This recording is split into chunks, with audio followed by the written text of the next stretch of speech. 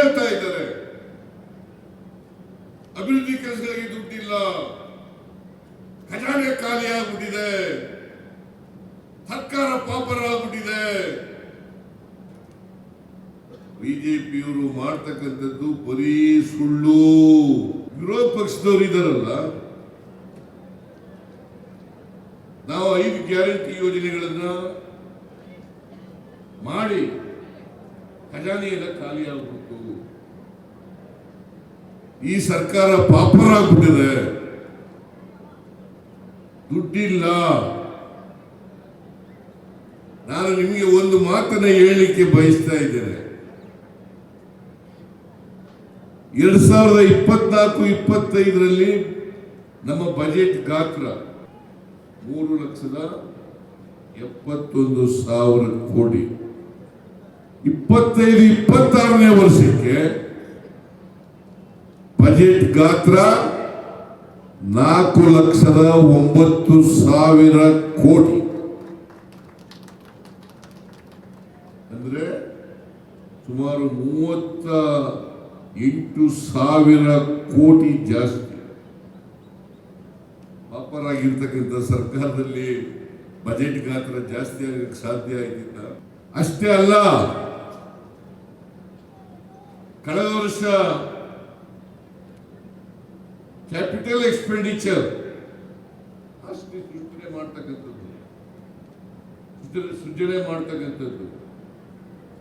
52,000 ಕೋಟಿ. 24-25-26ರಲ್ಲಿ 83,000 ಕೋಟಿ. 83,000 ಕೋಟಿ.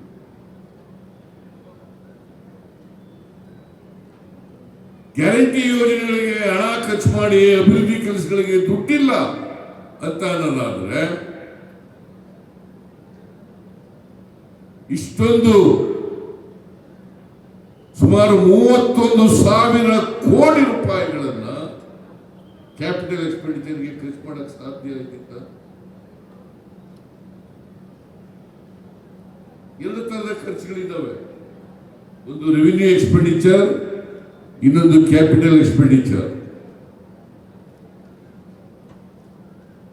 ರೆವಿನ್ಯೂ ಎಕ್ಸ್ಪೆಂಡಿಚರ್ ಅಂತಂದ್ರೆ ಆಸ್ತಿ ಸೃಜನೆ ಮಾಡ್ತಕ್ಕಂಥ ಖರ್ಚಲ್ಲ. ಕ್ಯಾಪಿಟಲ್ ಎಕ್ಸ್ಪೆಂಡಿಚರ್ ಅಂತಂದ್ರೆ ಆಸ್ತಿ ಸೃಜನೆ ಮಾಡ್ತಕ್ಕಂಥದ್ದು.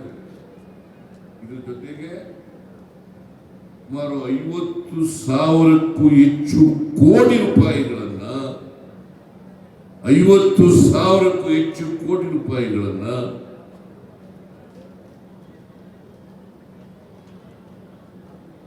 ಗ್ಯಾರಂಟಿ ಯೋಜನೆಗಳಿಗೆ ಖರ್ಚು ಮಾಡಿದ್ದೀವಿ. ಕಳೆದ ವರ್ಷ 52,009 ಕೋಟಿ ರೂಪಾಯಿಗಳನ್ನು ಖರ್ಚು ಮಾಡಿದ್ರೆ ಈ ವರ್ಷ ಬಜೆಟ್ ನಲ್ಲಿ ಇಟ್ಟಿರ್ತಕ್ಕಂಥದ್ದು 50,018 ಕೋಟಿ ರೂಪಾಯಿಗಳು.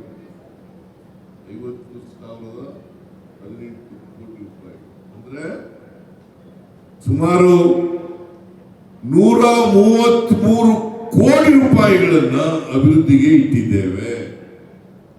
ಹೇಗೆ ಸಾಧ್ಯ ಆಗಿದೆ?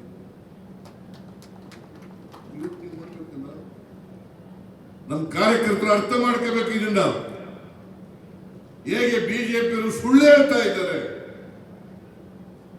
ಅಭಿವೃದ್ಧಿ ಕೆಲಸಗಳಿಗೆ ದುಡ್ಡಿಲ್ಲ, ಖಜಾನೆ ಖಾಲಿ ಆಗ್ಬಿಟ್ಟಿದೆ, ಸರ್ಕಾರ ಪಾಪರ ಆಗ್ಬಿಟ್ಟಿದೆ. ಬಿಜೆಪಿಯವರು ಮಾಡ್ತಕ್ಕಂಥದ್ದು ಬರೀ ಸುಳ್ಳು. ಬರೀ ಇದೊಂದು ಆನಗಲ್ ಕ್ಷೇತ್ರದಲ್ಲಿ ಶ್ರೀನಿವಾಸ ಮಾನೆ ಇದ್ದಾರೆ, ಒಬ್ಬ ಕ್ರಿಯಾಶೀಲ ಶಾಸಕ, ಜನಪರ ಕಾಳಜಿ ಇರ್ತಕ್ಕಂಥ ಶಾಸಕ. 650 ಕೋಟಿ ರೂಪಾಯಿ ಹೆಂಗೆ ಉದ್ಘಾಟನೆ ಶಂಕುಸ್ಥಾಪನೆ ಮಾಡ್ಲಿಕ್ಕೆ ಸಾಧ್ಯ ಆಯ್ತಿತ್ತು? ದುಡ್ಡಿಲ್ಲಿ ಹೋಗಿದ್ರೆ ಅದು ಕುಡಿಯ ನೀರು ಯೋಜನೆ, ವಿದ್ಯುತ್ ಶಕ್ತಿ ವಿತರಣೆ ಯೋಜನೆ, ಆಮೇಲೆ ಕೆರೆಗಳನ್ನ ತುಂಬಿಸ್ತಕ್ಕಂಥ ಯೋಜನೆ,